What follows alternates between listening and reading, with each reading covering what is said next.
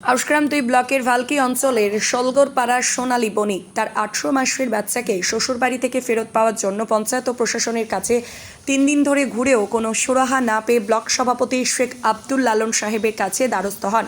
তিনি বিষয়টি জানা মাত্রই ব্লক অফিস থেকে পঞ্চায়েত সমিতি সভাপতি মমতা বারুই মহাশয়া, পঞ্চায়েত উপপ্রধান, 5টি বুথের বুথ সভাপতিদের নিয়ে প্রশাসনকে জানিয়ে তার শ্বশুরবাড়ি থেকে বাচ্চা তার মায়ের কোলে তুলে দিলেন।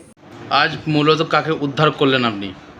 আমরা আউশগ্রাম 2 নম্বর ব্লকের অফিসে গিয়ে যখন যাচ্ছি পঞ্চায়েত সমিতি আমাদের সভাপতির কাছে, ওখানে গিয়ে বসেছি।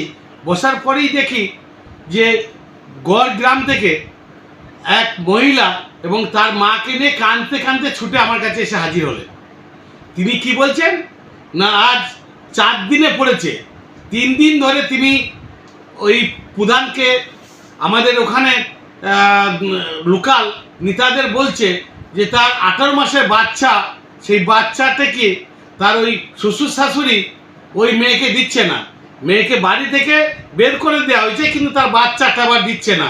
তাহলে ওই যে অসহায় মহিলা, আমার পার্টির কর্মীরাও সেই যে তার শ্বশুর শাশুড়িকে বলে তিনারা উদ্ধার করতে পারছেন না। তাই তিনারা কি করেছেন না, পুলিশ প্রশাসনের কাছে পাঠাইছেন থানাতে যাওয়ার পরে সেখানেও তিনারা সুরাহা পাচ্ছে না। সেখানে থানা থেকে বলা হচ্ছে যে আপনি কোর্টে গিয়ে ডিগ্রি একটা কিছু নিয়ে আসুন, দিয়ে তারপরে আমরা উদ্ধার করব। তো আমার কাছে যখন আমি ওখানে থানাতে ফোন করি, তিনারা বলছেন যে আপনি আগামীকাল কোর্টে একটা নিয়ে আসুন, তারপরে আমরা রিকভারি করব। আমরা দেখলাম যে এটা হতে পারে না। একটা 18 মাসের বাচ্চা, সে তার শ্বশুর বাড়িতে থাকবে, তার ওই ঠাকমা দিদিমার কাছে যতই থাকুক সে কান্নাকাটি করছে, আর এইদিকে মা কাঁদছে, ওইদিকে মায়ের কান্দন দিকে তার মাও কাঁদছে, যে এটা কখনোই থাকা সম্ভব নয়। তাই আমরা বললাম অবশ্যই আইনকে প্রাধান্য দিই, গুরুত্ব দিই, কিন্তু তাই বলে এই মাকে কষ্ট দেওয়া, এই বাচ্চা তার ওই ঠাকমার ঘরে কাঁদবে, এটা মেনে নেওয়া যায় না। তাই আমি ওখানে পঞ্চায়েত সমিতির সভাপতি মমতা বারুই মহাশয়া, তিনি আমার পাশেই ছিলেন, তিনাকে নিলাম। ওখানে আমার উপপ্রধান ছিলেন অফিসে, তিনাকে নিলাম। আমার 5টা বুথের বুথ সভাপতিদিকে সঙ্গে নিয়ে আমরাই রওনা দিলাম, আর থানাতে জানিয়ে দিলাম যে আমরা কিন্তু ওই আইন আদালত অনেক আছে, আইনের পথে চলবে, কিন্তু এইভাবে সারা রাত আবার এরা মা মেয়ে কাঁদবে, এটা হতে পারে না।